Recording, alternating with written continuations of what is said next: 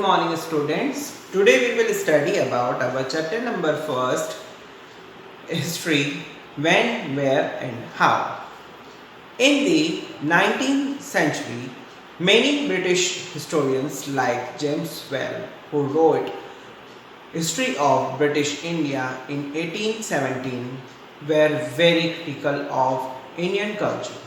They divided the history of India into those three periods: Hindu, Muslim and British. But this division was not full of backwards. It was based on the religion of rulers. So it ignored that scientific historical monuments, developments in the society, economy and cultural. These divisions also ignored the rich diversity of the subcontinent. In order to get a clear picture of the important changes in history, historians generally divided the past into three periods. Thus are: first ancient, second medieval or middle period and the modern period. The word medieval comes from a Latin word which means time in the middle. Middle age in the period of history which lies between the ancient and the modern period. It is difficult to say that to when the ancient period ended and when the modern period began. In history, Indian history, the 8th century AD is considered as the beginning of the medieval period and the 18th century AD as the end of it. Thus the medieval period lasted for about 1000 years. In order to make the study convenient, historians have divided the period into two parts. First is earlier medieval period. Covers the period between the 8th and the 12th century. This period was actually the period of the Rajput kingdoms in the north, the rule of the Pratiharas, Pals and Rashtrakutas and their conflict over Kannauj and the Chol kingdom in the south.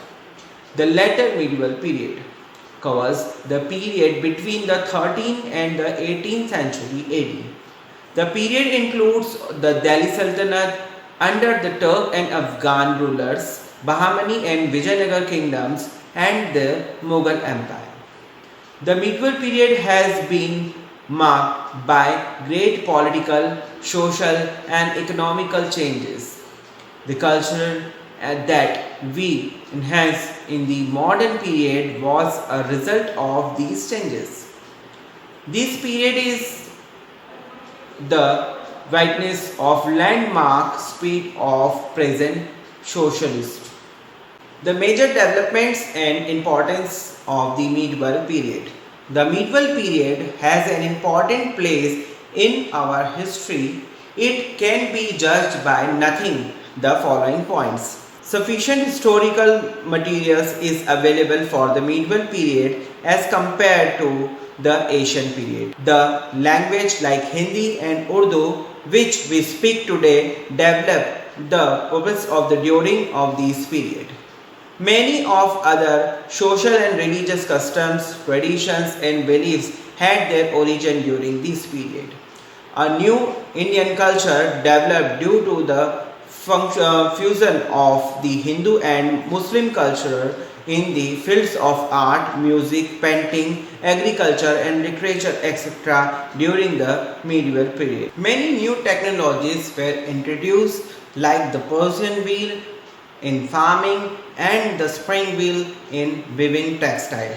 Many forests were cleared for agriculture. The Bhakti and Sufi movement spread in India. The Europeans come to trade and generally established a strong foothold in India. Developments in religion. Major developments took place in the field of religion a new religion, Islam, made an advent in India. The Islam rulers had different beliefs and rulers according to the Islam laws. They even forced Hindus to convert the Islam. Islam were further divided into Shia and Sunni Muslims based on their different beliefs. Sources of history. Clues and evidences on the basis of which we write history are known as sources. Historians use different types of sources to learn about the past, but the sources that they choose depend upon the period of their study and the nature of their investigation. Likewise, the ancient period, the sources of this period also can be divided into archaeological and literary sources. First, we take archaeological sources. Archaeology is the study of cultures of the past and the periods of history by examining the remains of the building and the objects found in it. The ground. Among the archaeological sources, buildings, paintings, coins, sculptures, and inscriptions of the medieval period are the important sources of the history of this period. Buildings or monuments. Students, first we study about the buildings and monuments. Any building that has historical significance is considered to be a monument. For example, forts, temples, places. They provide useful information about the development of art and architecture as well as the social, political, and economic life of the people of that time. Some important buildings or monuments of this period are the Qutub Minar, Buland Darwaza, Red Fort, Taj Mahal, etc.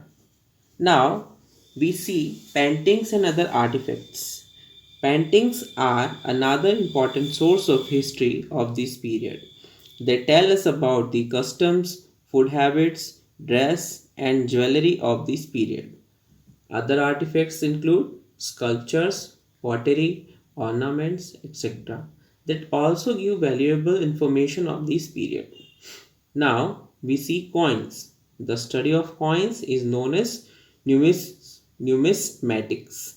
Coins tell us about the kings and extent of their empires, economic status of the kingdom, dates, languages in use, trade, art, religion, and literary skills of a particular time. Dravya Pariksha is a famous book on coins was written during the reign of Al-Din Khilji. It lists the coins minted during his reign. Now we take inscriptions. These are the writings on relatively hard surfaces, stone or metals. Some of the inscriptions of these periods were recorded on the copper plates and some are inscribed on the temple, mosque and building walls. They generally conveyed king's orders, their deeds, their preachings, etc. Kings often kept records of victories in battle as inscriptions. Now we see music. Various schools of music developed during this period. They help us in giving valuable information regarding social and religious customs, food habits, clothing, and means of entertainment of the medieval people. Now, literary sources. Students, the books that were written manually long ago are called manuscripts. Usually, two types of materials were used for writing the manuscripts. These materials were palm leaf and specially prepared bark of tree known as the birch. Now, religious literature is also an important source. These include the religious works and commentaries on the previous classical texts such as Smriti, Dharma Sutras, Puranas, etc. This was the period of Bhakti and Sufi saints. They wrote a lot of poetries. The Ramayana, Mahabharata were written in regional languages. Ramcharitmanas of Tulsidas was written during this period. Now, secular literature. So, students, in secular literature, chronicles, a chronicle means a record of the rule of the king and life at the court. Usually, king had court chroniclers. They wrote important happenings of the kingdom in detail. Now, some chronicles such as Raj Tarangini, Tariq-e-Firoz Shani, Khazain ul Futah, Tughlaq Nama. These are the some chronicles.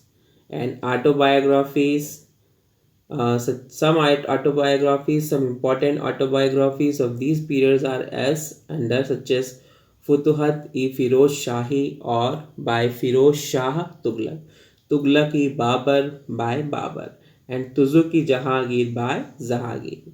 Now biographies are important for this source purpose.